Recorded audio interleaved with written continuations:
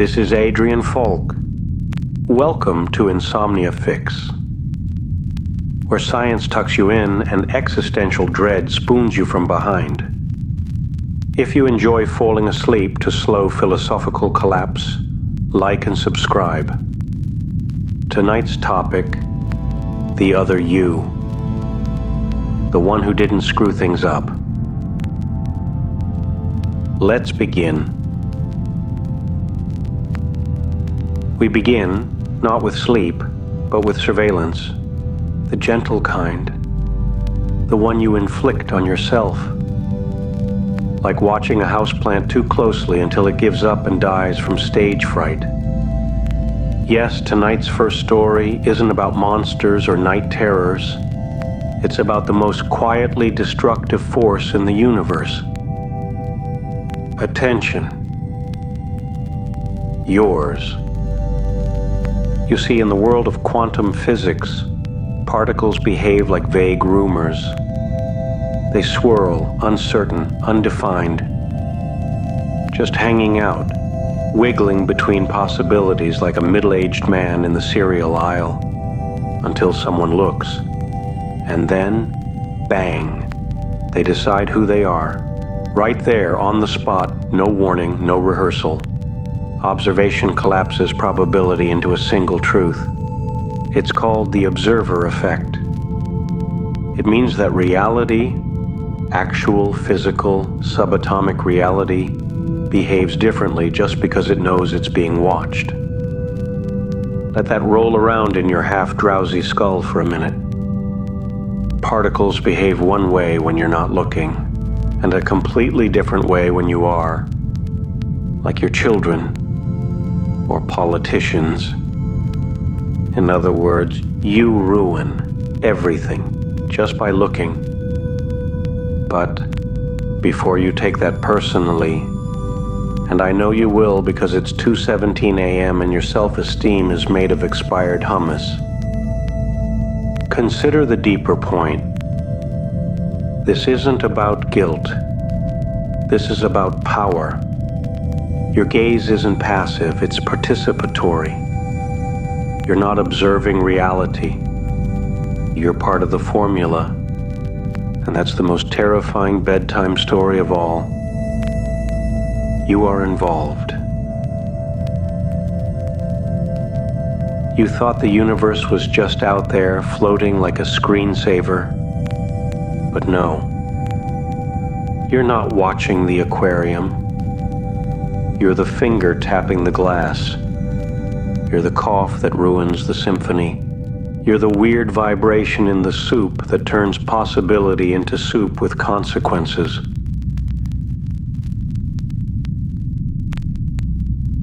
We used to believe in objectivity, in facts, in evidence, in scientists with glasses and clipboards who whispered things like, repeatable outcome. But quantum mechanics showed up like an unwanted guest at the philosophy party and said, actually, the act of measuring something changes it. And also, maybe it was never real until you did. Which is fine, until you realize that includes everything. Light? Yes. Time? Sort of. Your hopes and dreams? Oh, absolutely. They were just fine until you stared at them too long. Let me offer an analogy. Imagine your inbox. Yes, I know we're doing this. While you ignore it, the emails are in a state of quantum ambiguity. An unread message is both good and bad, a job offer and a scam, an apology and an invoice. Until you open it, the waveform holds, possibility reigns. The moment you click, reality collapses. That's the observer effect. But now it's covered in spam and passive-aggressive CCs. Or let's say you finally open the message from your sister, the one with the subject line, "Hey, we should talk." You wait 3 days to open it, thinking maybe it'll be less threatening if it ages like wine. It isn't. It's just vinegar in Arial font. You looked. Now it's real. Congratulations. You collapsed the waveform. You've changed the outcome just by being curious. Or guilty. Same thing, really. Now here's the real kicker. And by kicker, I mean philosophical shin punch. If observing something makes it real, what happens when no one's looking? Is the world still there when you're asleep? Do your friends still exist when you're not thinking about them? Does your personality still function when you're not performing it? Unwatched reality may be truer than the one you curate. Which means, ironically, the more you try to define your life, the more fake it becomes. Your spreadsheet isn't your soul. Your step count isn't your meaning. Your mindfulness app isn't your mind. It's just the interface you stare at long enough to convince yourself you're doing okay. We're all just particles, trying to behave, because we think someone might be watching. So what does it mean for us insomniacs, the ones still awake, still staring? It means we're the problem, and the proof. Your existence, your awareness, is what collapses reality into place. That might sound romantic, until you realize it also makes you an accomplice, a collaborator in your own disappointment. Because the more you stare at your life, the more it becomes what you feared it already was. Defined, limited, unchangeable. And don't get me wrong, clarity is fine, but it's overrated. Because sometimes a thing is only beautiful when blurry. A memory, a lover, a possibility, a dream. We don't want to see things as they are. We want to see them in motion, in potential, still shimmering with the hope they could become something else. So tonight, don't look too closely. Let the particles do their dance. Let them live in the maybe. Let the universe be a rumor, not a resume. Close your eyes. Not to ignore the world, but to set it free from definition. Because when you're not watching, reality remembers how to breathe. And for a few hours, maybe you can too.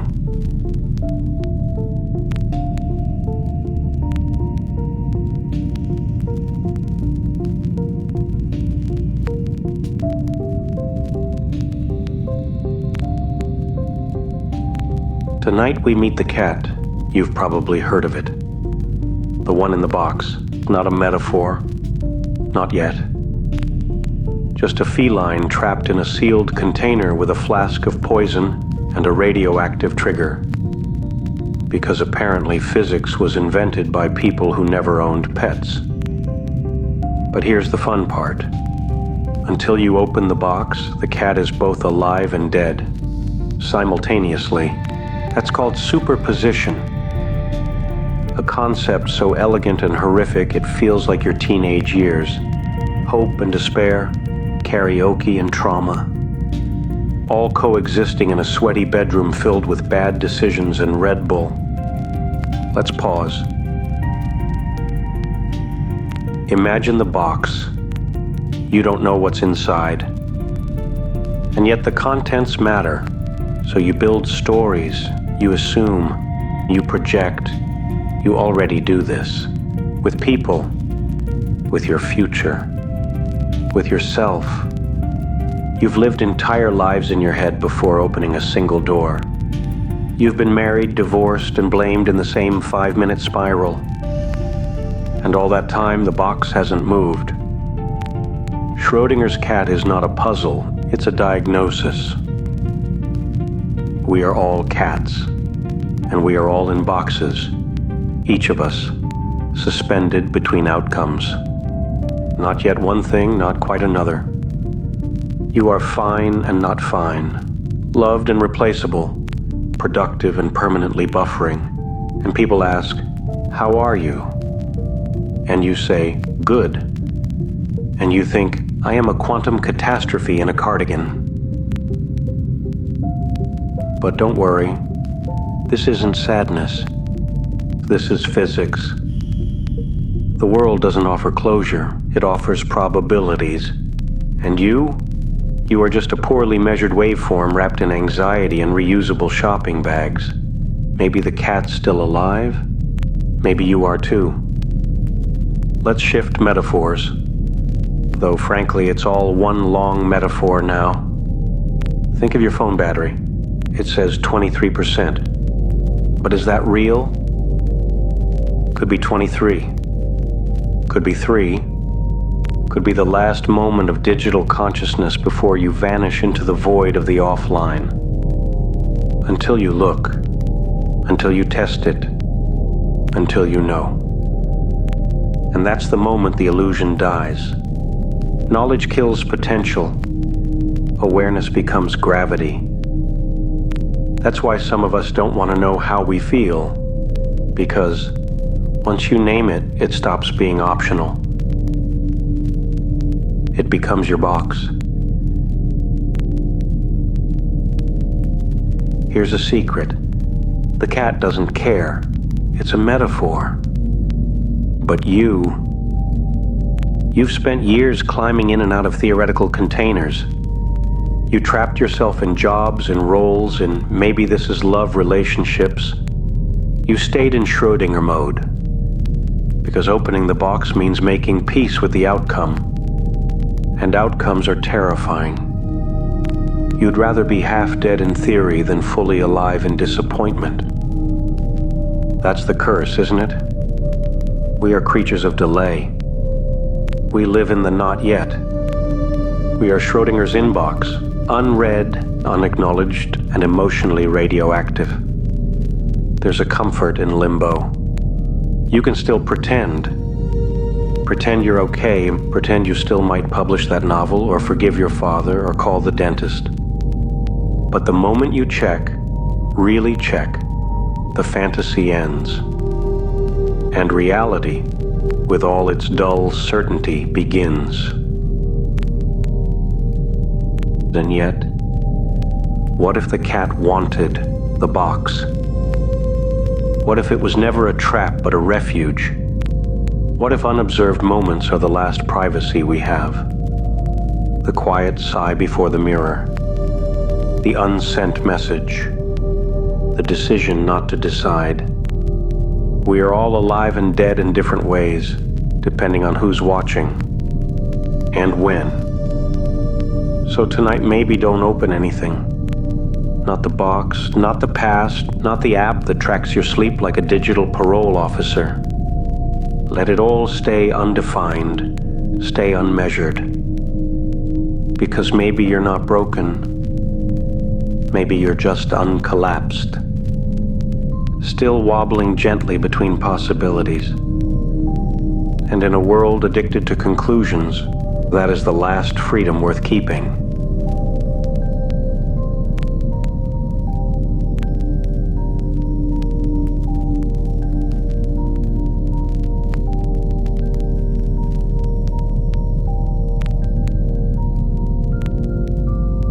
Let's talk about entanglement. Not the emotional kind. Though, honestly, is there any other? In quantum physics, entanglement refers to this deeply unsettling truth. Two particles, once connected, can remain linked even when separated by light years. Change one and the other responds. Instantly. No message, no signal, just reaction. Spooky action at a distance, Einstein called it. Like most unsettling things, he was annoyed by how real it seemed. He wanted a God that didn't play dice.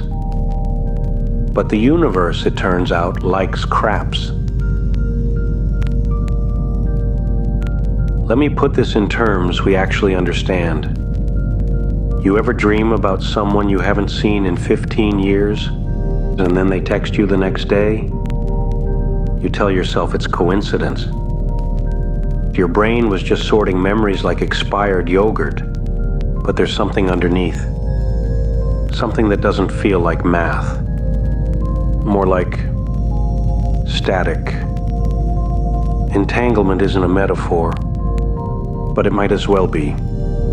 Because some connections don't go away. They just drift into background radiation.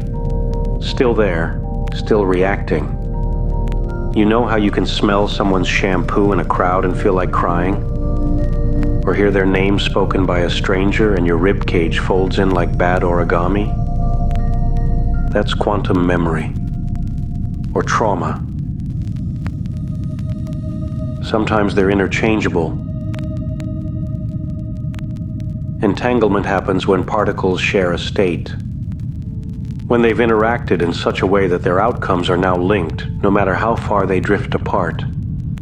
Imagine two people who once shared a hotel bed and a Spotify password, and now they live on opposite sides of the world. Different lives, different lovers, but still connected in some strange, invisible math that neither can quite shake off. Because the bond wasn't physical, it was foundational. Something changed inside them during the collision, and now, even in the silence, they're echoing. Here's the cruel bit. You don't get to choose who you entangle with. It's not a consent-based system. The universe doesn't ask for your preferences. It just slams people into your orbit like they tripped on fate and spilled into your narrative. You share a coffee, or a year, or a decade, and just when you think it's over, you feel them blink from across the city, or across time. We joke about soulmates, but maybe that's just entanglement with branding. A rationalized version of something utterly irrational. We need it to make sense, to fit into calendar invites and relationship statuses. But the truth is simpler, more brutal. Once you connect with someone, really connect, you don't unconnect. You just change the distance between the data points. Some of us are entangled with people we don't even like anymore. But there they are, showing up in our dreams, or our playlists, or our therapy sessions. And it's not romance. It's not longing. It's just a glitch in the code that refuses to be patched. Ever text someone and they reply with the exact thing you were about to say? Or call your mother and she says, "I was just thinking about you." And that voice that means more than she'll admit, that's entanglement, or coincidence, or the slow erosion of boundaries between self and other. But physics backs it up. At the quantum level, information isn't sent, it's shared. Like a sigh, like grief, like déjà vu that never properly introduces itself.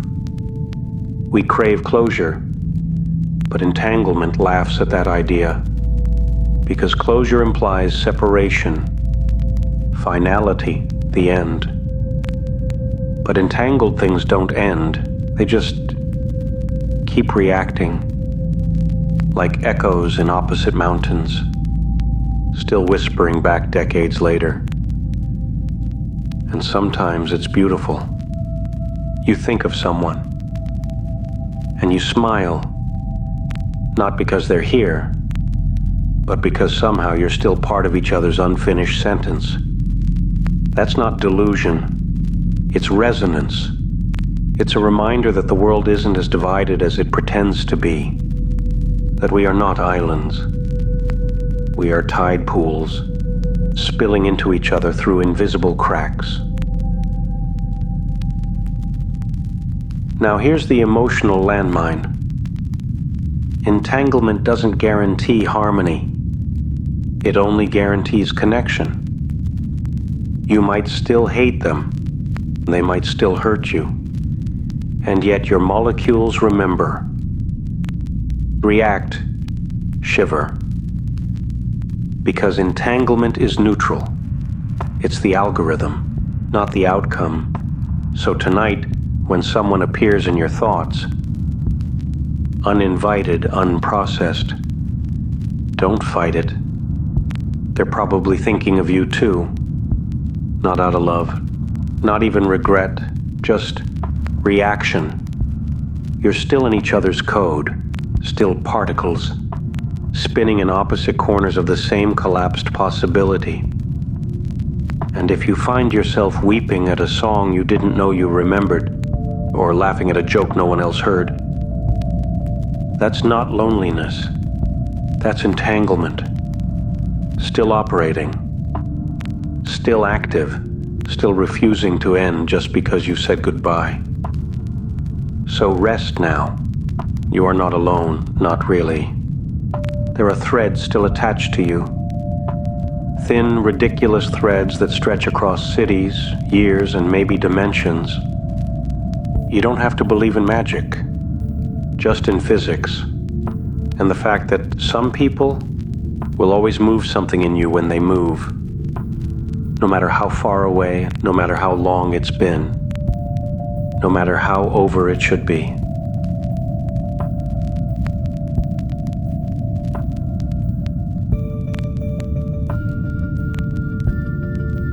You're not one person, not really. You're a half-written sentence, a misfired neuron, a browser with too many tabs open, and none of them playing the music you're hearing. Tonight we drift into the quantum gift that keeps on fracturing. Superposition.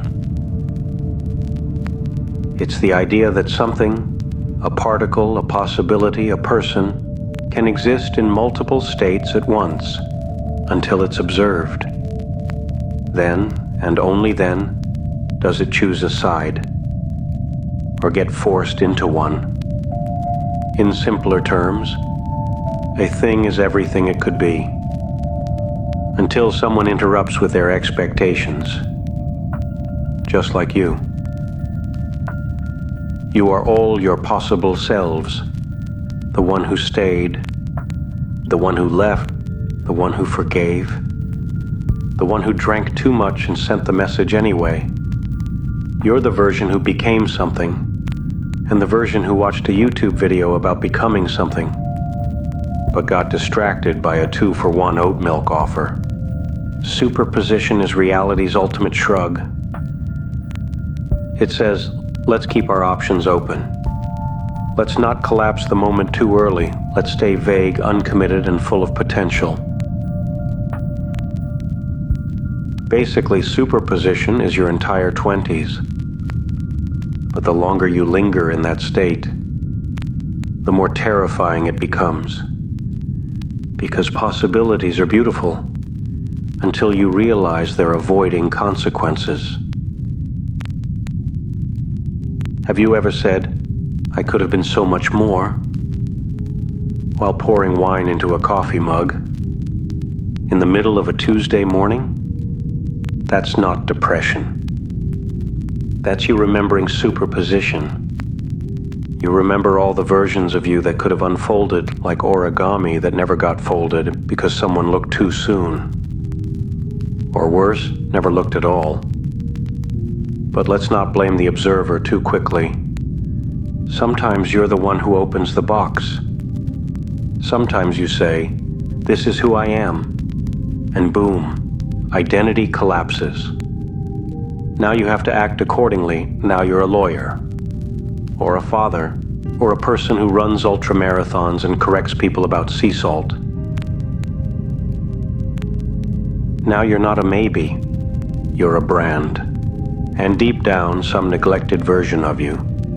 The painter, the monk, the person who raises alpacas in Peru gets buried in the rubble of your chosen self. But maybe you didn't choose. Maybe someone else stared at you too long. And their gaze, their expectation, crushed all the other versions. That's the danger of being observed too early, too intensely, too constantly.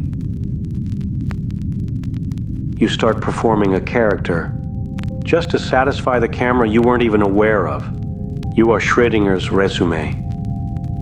Alive with bullet points, dead behind the eyes, and yet the versions are still in there, like ghosts in the static. They wait in dreams, in music, in sudden cravings for languages you never learned. Superposition doesn't die, it just goes underground. Let's talk about relationships. Yes, again, of course. Every relationship is a collapsing waveform. You meet someone, and for a while, you are every version of yourself around them. You are mysterious, interesting, funny in a way you didn't know you could be. And then, they decide who you are.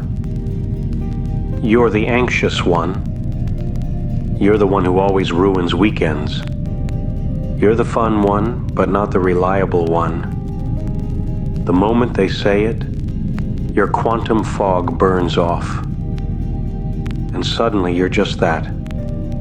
Observed, defined, pinned to the corkboard of someone else's certainty, and you do it too. You look at them long enough and they stop being full of potential.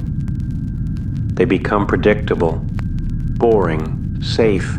Superposition dies, and intimacy begins, which is romantic until it's not. There's no villain here, only observers. And the observed, the tragedy is baked in. Awareness is interference. To know someone is to accidentally dismantle them. To know yourself is to start mourning the selves you'll never be. So what's the way out? There isn't one. This is bedtime, not salvation. We don't fix things here. We just name them beautifully and watch them shimmer before they disappear again. Here's the gentle twist. Superposition isn't gone. You just forgot how to let it be when you stop defining yourself. Stop narrating every move like a terrified podcast host. You begin to remember. You are not one thing. You are a swarm of possible selves, trying to sleep in the same bed. So tonight, let the versions rise. Let the selves you didn't become crawl back into the room like shy cats. The version of you that lives on a boat. The one who became a writer. The one who didn't care so much about being understood. Let them sit beside you in the dark, unsure, unfinished, free. You don't have to collapse tonight. You don't have to decide. You can stay in the shimmer a little longer. You can be everyone and no one for just a few hours more.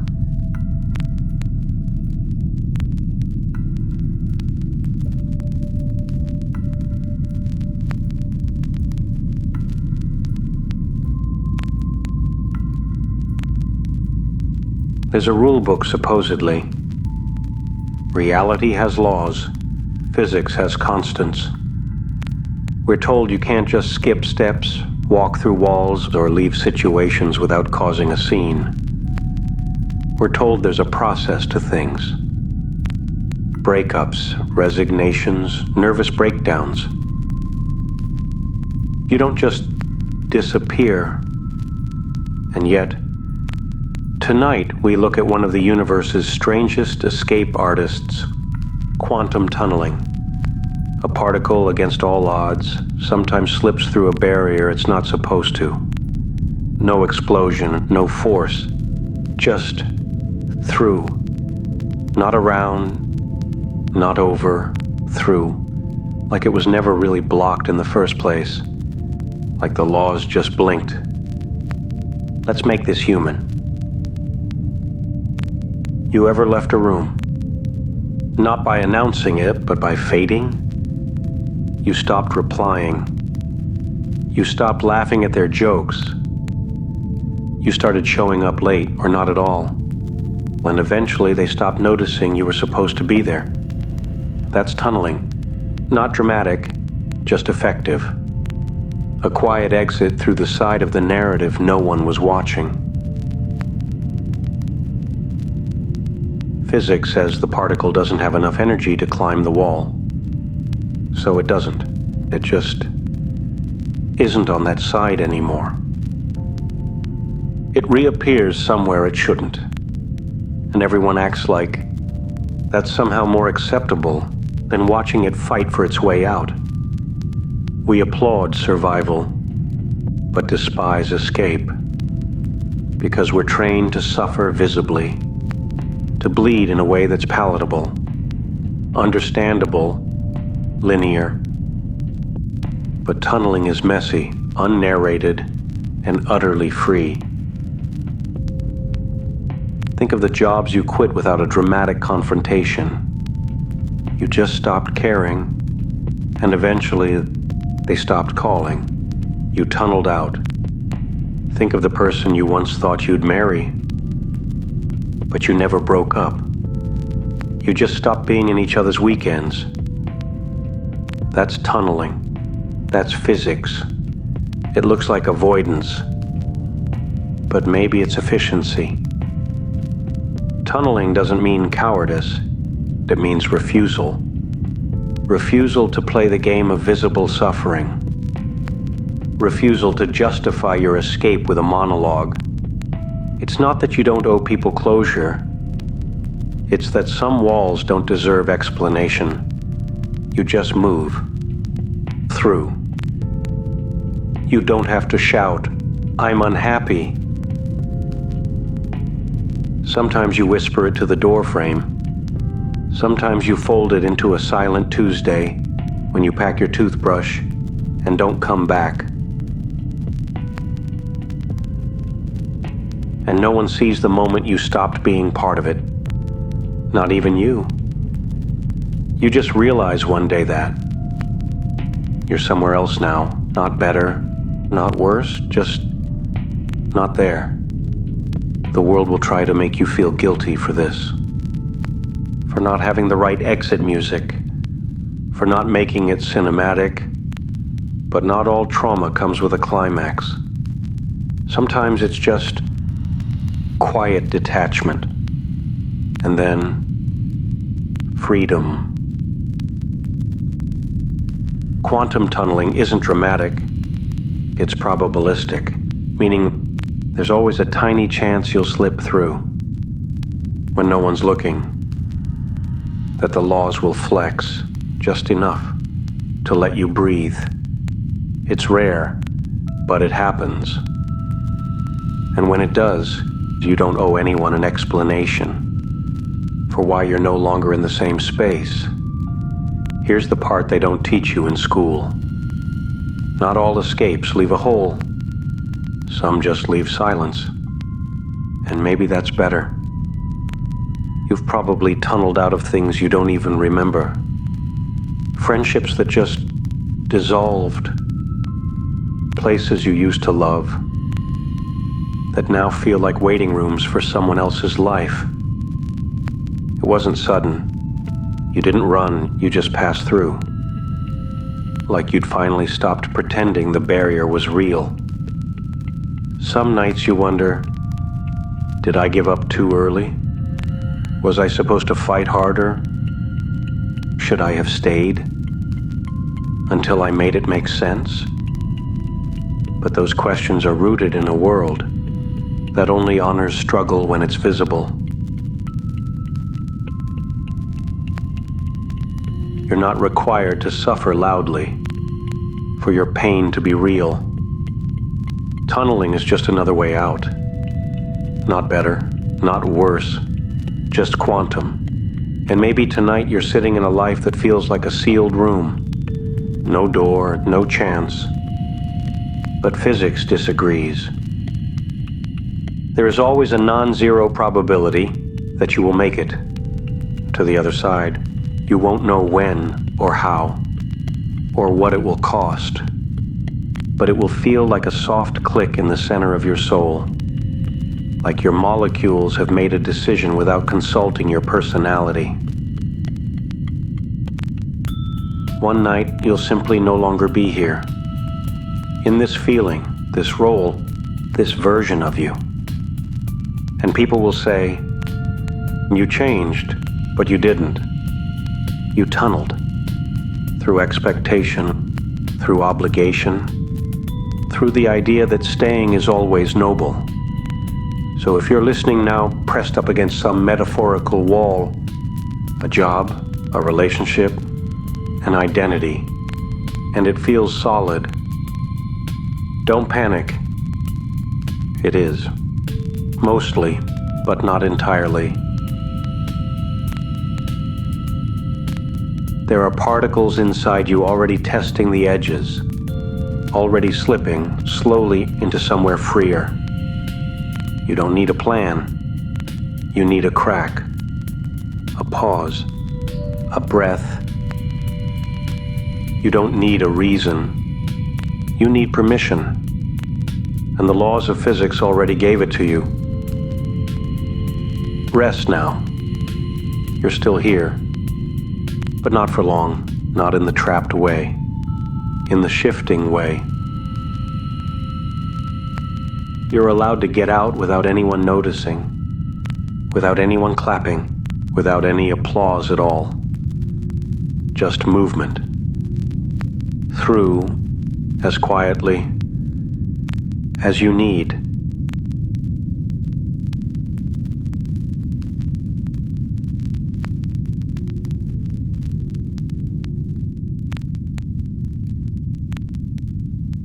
Welcome to the slowest revolution in the universe.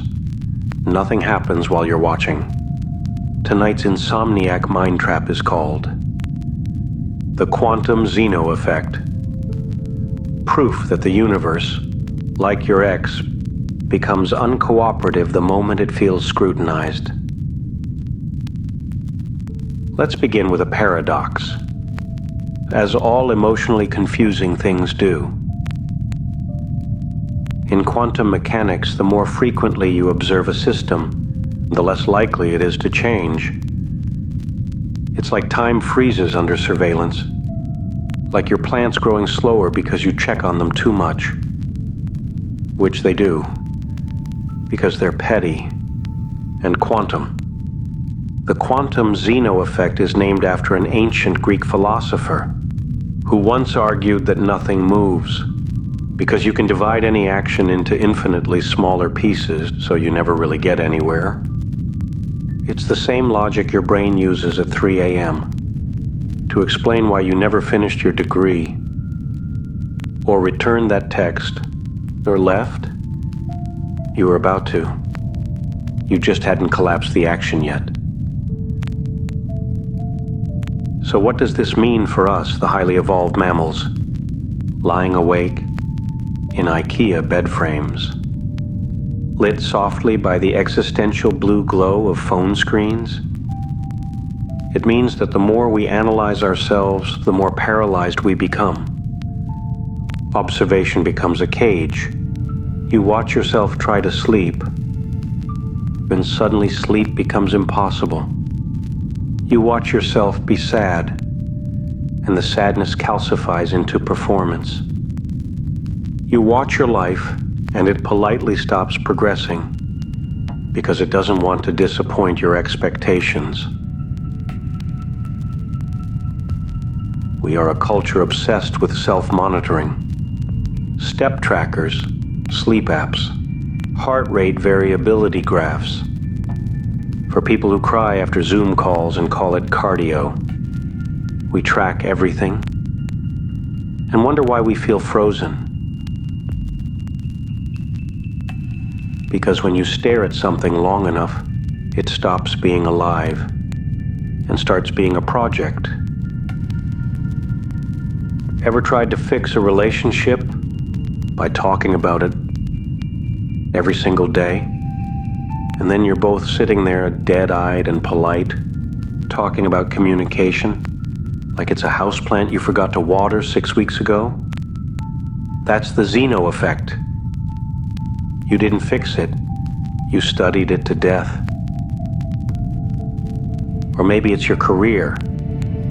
You keep tweaking your resume, checking job boards, taking new LinkedIn headshots, in different lighting as if lighting is what's keeping you from being okay. But nothing shifts because you're still observing, still dissecting the possibility, still too focused on becoming, to allow yourself to be. And of course, the big one, trying to sleep. The harder you try to sleep, the more awake you become, because you're watching it. You've turned unconsciousness into a goal, and the moment you measure the distance to peace, you've already lost it. Sleep doesn't come when invited. It comes when ignored, like cats or closure. You may be thinking, is this just a fancy way of saying let go? No. This is not self-help. This is physics. You are not being advised. You are being described. There's a difference. One demands change. The other just nods quietly and makes room for the version of you that's still confused. The quantum Zeno effect is not punishment. It's a mercy in disguise. It tells you there's nothing wrong with being stuck. You're just over-observed. You're not failing, you're freezing, because the spotlight never lets you move. You've been watching yourself, like a CCTV system in an empty museum, and all your artifacts are staring back, begging to be left alone, so they can shift, so they can breathe. Let's take this deeper. Think about emotions. We don't feel them anymore. We track them. How am I doing? Am I healing? Do I feel joy? Am I better yet? You're watching yourself feel instead of letting the feeling move. You've installed a metaphysical ring doorbell on the front porch of your own psyche. And every time something vulnerable shows up, you're notified and you try to control it, label it, optimize it. And so nothing moves. It's not just you, it's all of us, a generation trained to perform presence instead of live it. Even mindfulness has been colonized by achievement. Breathe in, breathe out, check app. Did you win? Are you more centered than Susan? Did you meditate hard enough to beat death? Here's what physics says. Stop watching, at least for a moment. Stop measuring, stop staring. Let the system evolve without your constant commentary. Let the particle be a wave again. Let the heart move without being scored like an Olympic dive. Tonight you don't have to be better. You don't have to improve. You don't even have to understand. You just have to look away. Gently, lovingly, temporarily. Let your life blur at the edges. Let your thoughts drift off script. Let the timeline go fuzzy. And in that pause, in that blessed pause, something might shift. Not because you made it, but because you finally stopped trying to witness it. The Zeno effect isn't a curse, it's a mirror. It says, the moment you release control, the world moves again. Your grief starts to leak away. Your identity softens. Your possibilities unfreeze, but only if you stop watching.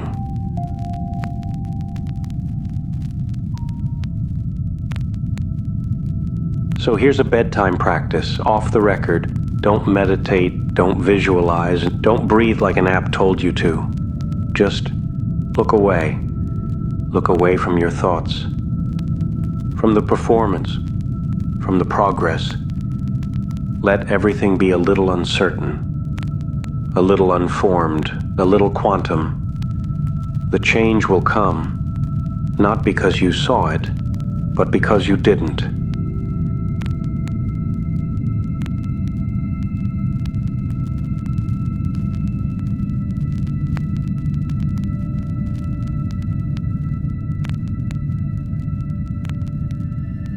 Let's talk about collapse. Not the dramatic kind, not the shouting or the weeping, not the big cinematic breakdown you keep daydreaming about on your commute. No, this is the quieter one, the slow fade, the unraveling that happens just by being around other people. Tonight's descent is called quantum decoherence. The moment a pure, shimmering quantum system loses its coherence, not by mistake, but simply by interacting with everything else. Imagine you are a symphony. You start off in perfect isolation, all your notes aligned, all your versions synchronized, infinite yous, infinite futures, all dancing in sync. And then someone opens the door, the audience walks in, life happens, and just like that, your beautiful coherent self, the dream version of you, starts to fall apart. Not violently, just inevitably, you decohere. In quantum terms, a system loses its quantum behavior when it becomes entangled with the environment, which is science's cold way of saying, the world ruins you. But gently, like a sigh through wallpaper, you start off as every possibility, and then the dishes pile up, and the deadlines, and the small talk, and the notifications, and suddenly, you're just the one version of you that can still function in a group chat. It's not personal, it's statistical. The universe doesn't hate you.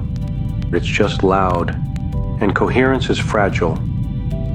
It needs quiet, it needs space, it needs the kind of solitude that's become a luxury product, marketed as self-care. But only if you can afford a scented candle that smells like Icelandic moss. You were born with possibility. You remember this. You were going to be a novelist, an astronaut, a carpenter with deep thoughts and really good shoulders. And then people started talking and measuring and asking you to perform coherence that you no longer had. Pick one. Be consistent. Don't be so dramatic. They weren't malicious. They were decohering you just by being nearby, just by being noise. Your purity of self didn't explode. It eroded. You became knowable, predictable, taxable. And that was the trade. Safety for identity acceptance for coherence. It's not a bad deal, it's just expensive.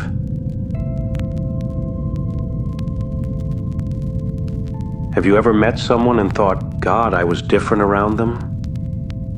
That's coherence trying to come back. Somehow your internal waveforms felt seen, allowed, resonant. You laughed differently.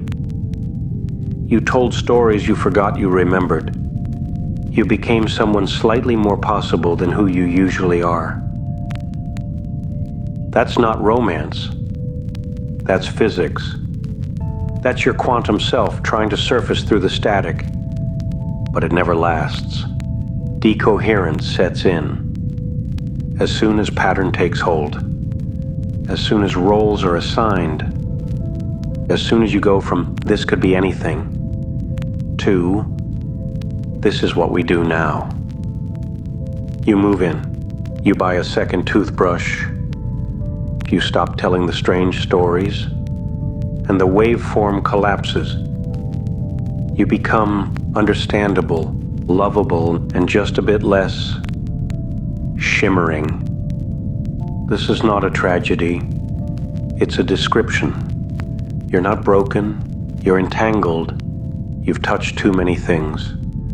Too many people, too many Sunday nights where you promised to get your life together. And now you are no longer the raw version of yourself that kept all the doors open.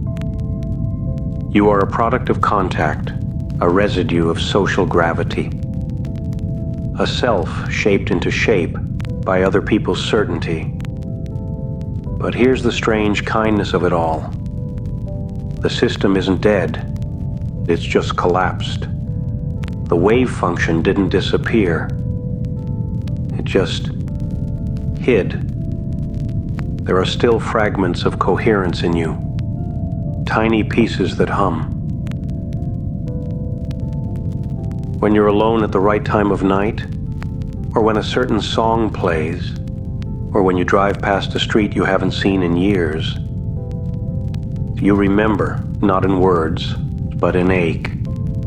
And that ache is the last truth of your coherence, calling you back to the versions you left behind. Maybe you still dream of them. The versions of you that didn't get picked. The selves that weren't profitable.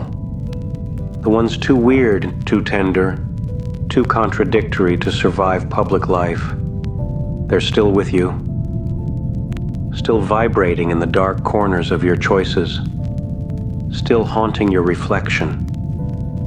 With the question, what would we have become if no one had asked us to explain ourselves? And the truth is, you won't get back to full coherence. Not now, not in this world.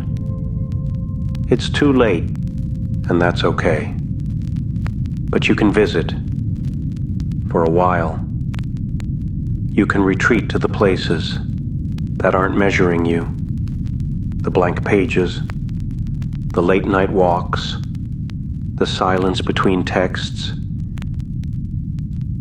There, in those gaps, you shimmer again, briefly, softly, bravely. Tonight, that's all I'm offering you. Not a cure, just a pause, a gap in the interference pattern, where your soul might breathe again without needing a label.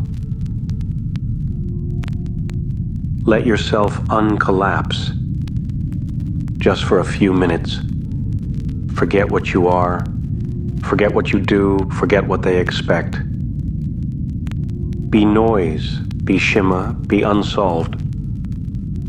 And if you fall asleep before you find coherence again, good. The dream you have might be a version of you that still remembers how to sing. Without audience, without outcome, without needing to make sense to anyone at all.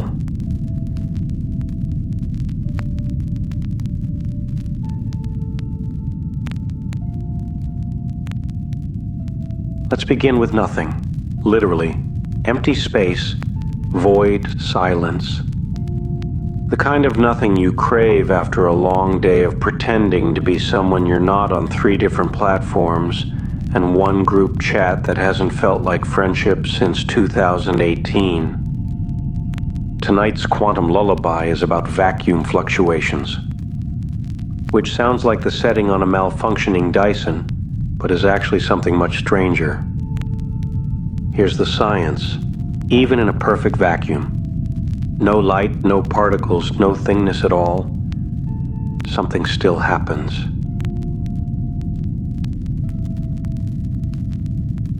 Particles appear and disappear. Energy pulses into being and vanishes for no reason, with no trigger, just because. This is quantum foam, the seething static underneath reality, the buzz of existence that refuses to shut up even when it's supposed to be asleep. So what does that mean, poetically? It means even when you feel empty, you're not. Even when everything looks still, there's noise beneath the silence. Even when you say, "I'm fine, I'm just tired," there's a universe screaming at the subatomic level inside your chest.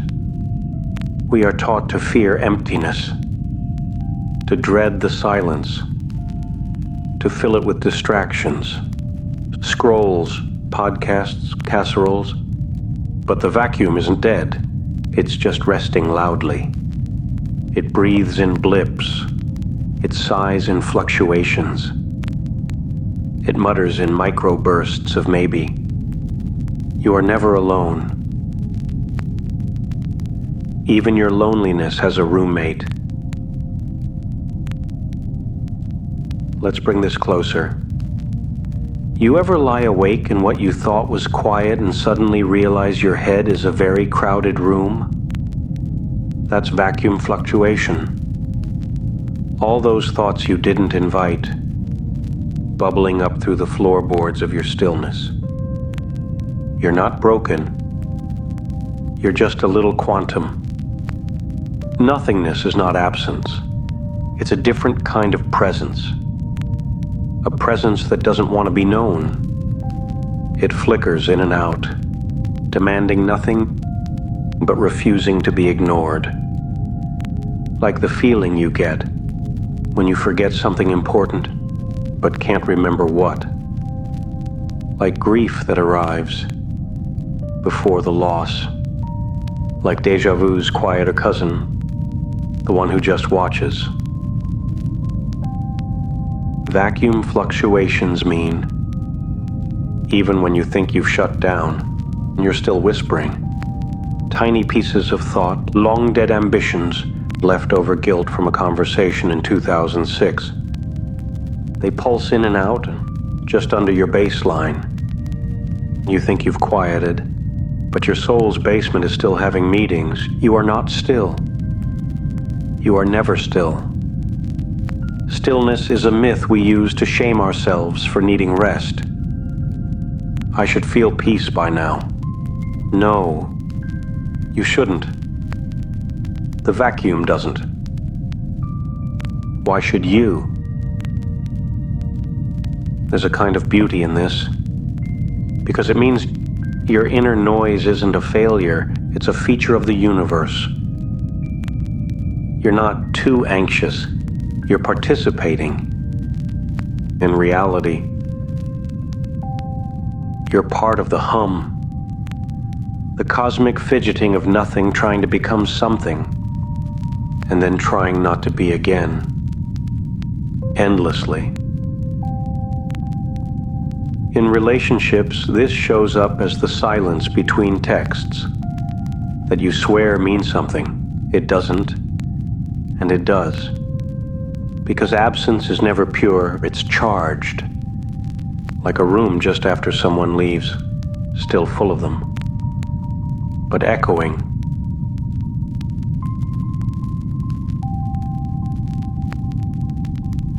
That's a fluctuation.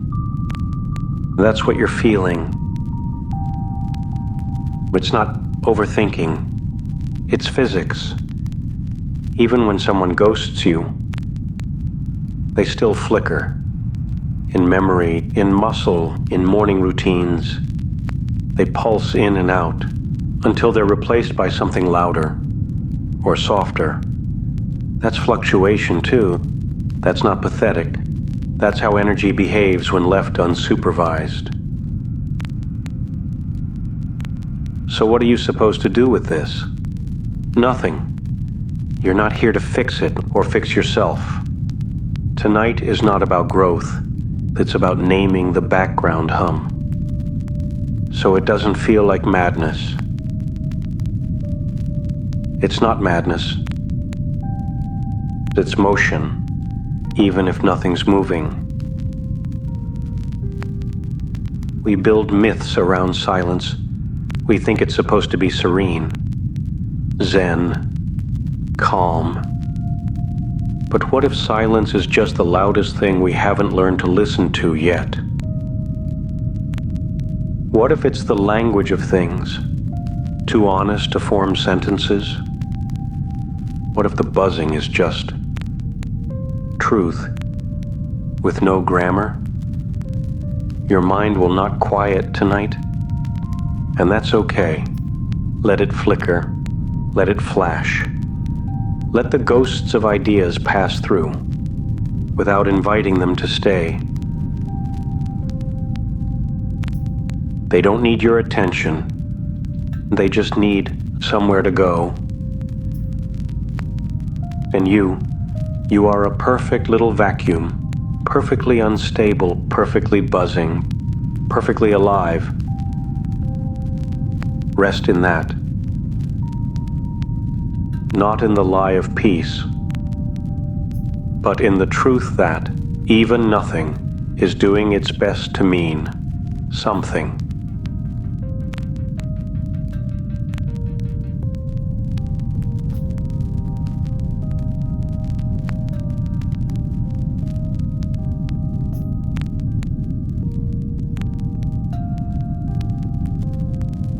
So, let's talk about what you are. Or more specifically, what you are not only. You are not one thing you've never been, even if your resume says otherwise, even if your family insists otherwise, even if your reflection begs to be consistent just once. Tonight's confusion comes courtesy of wave-particle duality. The idea that light, that beautiful, poetic, soft-hitting thing, isn't sure what it is either. Sometimes it's a particle, discrete, solid, defined. Sometimes it's a wave, diffuse, flowing, borderless, and it flips between the two. Depending on how we measure it, depending on the experiment, depending on the question, depending on who's asking. Sound familiar? You are light. You too change depending on the room, depending on the look, depending on whether someone is holding you gently or writing you into a spreadsheet. Sometimes you're a wave, feeling everything, soaking up atmospheres, weeping at dog food commercials.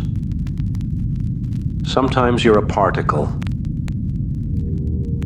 sharpened, armored, pressed into answers and deadlines, and professional bios written in the third person. You switch. We all do. And the mistake we make over and over is thinking one version is the real one. I'm too emotional. I'm too cold. I'm too much. I'm not enough. As if being a contradiction is a malfunction. It isn't. It's the factory setting. Let me tell you about the double slit experiment. It's one of physics' cruelest party tricks. We fire particles of light at a screen through two slits. If we don't watch, they act like waves, interfering, bending, creating patterns like water. But the moment we observe them, really watch them, they behave like particles, as if the light knows it's being surveilled and suddenly puts on a tie and sits up straight. It collapses into one identity, all because we asked it to. Now tell me that doesn't feel like every social interaction you've ever had. Unobserved, you are everything. Sprawling, radiant, vague. Observed, you become someone. And immediately feel like you've betrayed the rest of you. That feeling? That ache? It's not insecurity. It's compression. You are too big to be fully seen. But you still keep trying to shrink into someone else's understanding. And the worst part is, you get praised for it, for being clear, for being normal, for fitting into a job description or a dating profile, or a dinner conversation that starts with, "So what do?" But what you do is not who you are. It's a particle, and you are the whole wave. There's something exhausting about being split this way. Part of you flowing, part of you frozen. You want to belong, but you also want to expand. You want to be understood, but you don't want to be pinned down like an insect in a museum drawer with your little label that says, anxious, functional, friendly at work parties. And here's the kicker. There's no resolving this. There's no final answer. Only the freedom that comes from knowing there was never supposed to be one. You are both. You will always be both. Particle and wave, storm and eye, memory and moment. Some days you'll need edges to say no, to choose, to draw a line. Other days you'll melt. You'll feel too much. You'll want to flow out of your life and into something bigger and quieter and less bounded by bullet points. Neither of these states is wrong. Neither is more evolved. They just are. Let's talk about how this breaks relationships. Because of course it does. You meet someone and they fall in love with your particle, the version of you that's punctual, clever, charming in a crisis. And then you wave. You soften. You leak tears at odd times. You disappear into music or books or overthinking. And they panic. Where did you go? They ask. And you want to say, I didn't go anywhere. You're just seeing more of me now. But they only like the particle, the compact version, the one they could carry. So now you're inconsistent, distant, hard to read, when really you're just being real. The problem isn't that you change. The problem is that you thought you had to choose. Pick a self, pick a lane, pick a side. But you were never meant to fit into oneself. You're not a brand, you're not a plan. You're not a type. You are a field of potential, collapsing and expanding, based on love, fear, music, grief, time zones, all of it. And tonight, this night, maybe you're feeling like neither. Not wave, not particle, just static, just dust on a desk. That's okay too. Even light gets tired, even photons rest. on the backs of closed eyes and call it reflection. So rest, not into one version, but into all of them. Be fluid, be broken, be unfinished, be full, be none, be the contradiction, not the exception, but the rule. You are wave and particle, and tonight you don't need to explain which. You don't need to collapse into clarity, for anyone, especially not yourself.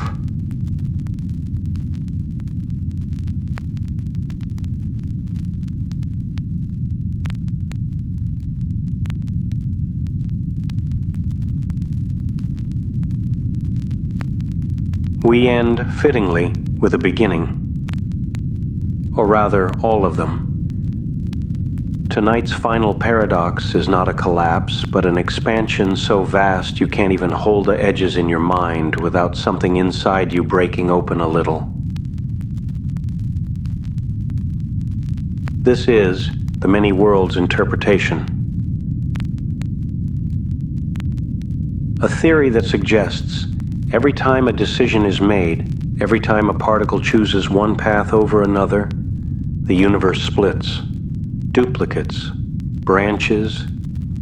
Every possibility is real somewhere. Somewhere you moved to that city. You married them. You forgave them. You said the thing you meant to say before it was too late. Somewhere, you didn't cancel the trip. You sent the email. You kissed them at the airport. You stayed. And somewhere else you didn't. You left, you ran, you survived by becoming someone else entirely. And somewhere else again, you didn't survive. That branch ended. And so it goes, infinitely. This isn't poetry. This is quantum physics with abandonment issues. It says, you are not one story. You are all of them. Not metaphorically. Actually. In theory. Every version of you is alive and breathing in some far-off corridor of the multiverse you'll never get to visit because you're busy surviving this one. Which, let's be honest, is hard enough. You're here, in this version. The one where you made exactly enough choices to become whatever this is. The one where you carry grief like an extra organ. The one where you smile on Zoom but disappear in person.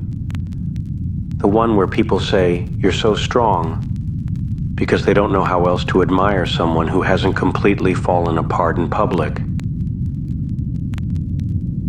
But what if some part of you has access to the others? Not physically, emotionally, intuitively. What if that strange feeling, when a song guts you for no reason, is just resonance with another you who lived differently? What if déjà vu is a crack in the wall between choices? What if the versions of you that were braver aren't gone? They're just on the other side of the page? There's a version of you who didn't stop writing, who didn't stop hoping, who learned French just because, who didn't settle, who didn't snap, who didn't shave off the weird parts to be easier to love. That version still breathes, still walks along some hypothetical shoreline with their pockets full of unfinished poems and no one asking them to monetize anything. You don't get to meet them. That's the cruel part. The kindest thing the many worlds theory offers is long-distance comfort from selves you'll never hold. But maybe that's enough. Maybe just knowing you exist somewhere without the shame, without the self-editing, without the loss. Maybe that's what you came here to hear. And of course, there's a version of you who's already asleep. Right now. Somewhere in a parallel timeline, you're resting, mouth open, one foot hanging out from the blanket. No spirals, no regrets, just peace. Unaware that here, in this one, you're still listening. Still wondering if you got it all wrong. But maybe you didn't. Maybe this version of you is the one that someone else longs to be. The version that tried, that endured, that stayed awake, that didn't run. The version that's still here despite it all. There are worse universes than this one, and worse yous than the one lying still in the dark, seeking understanding instead of silence. So what now? Now we stop trying to resolve it. Now we accept that we are a branching tree of selves that could have been, and this leaf, this delicate, trembling moment, is yours. Not forever, just now. And that's enough. It has to be. Close your eyes, not to shut the world out, but to invite the others in, the other yous, the better yous, the ones you left behind and the ones who left you. Let them hover close and hum in your bones like lullabies with no lyrics. You don't need to choose. You already did. And somewhere, so did they. Sleep, if not as peace, then as possibility. Because even if this isn't the perfect life, it's still a real one. And sometimes real is the rarest kind of magic.